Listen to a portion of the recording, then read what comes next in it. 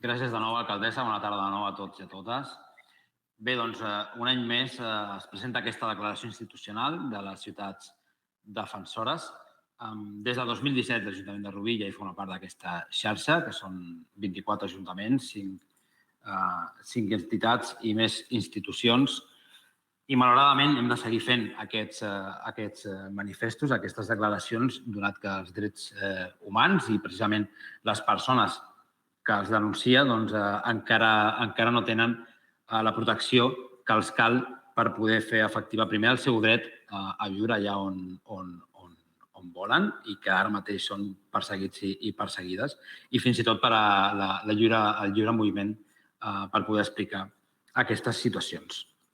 Com diem, és una declaració institucional, hem explicat moltes vegades, hi ha molta varietat de partits polítics i organitzacions amb aquesta declaració, que és consensuada, i sí que m'agradaria simplement primer reivindicar aquesta lluita pels drets humans i dir que aquest any, aquesta edició, la temàtica central són els drets ambientals, amb intersecció dels drets de les persones migrades i refugiades.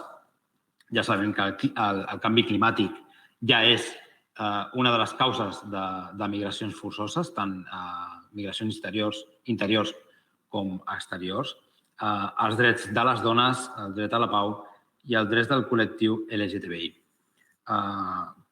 Esperem que l'any vinent no fos així. Sabem que això no sembla que sigui real, però continuem amb aquest compromís que aquest Ajuntament i la seva ciutadania, a través de les persones que representem, tornem a conjurar-nos en aquesta defensa dels drets humans i de la protecció d'aquelles persones que posen en entredit les polítiques que van en contra de la vida.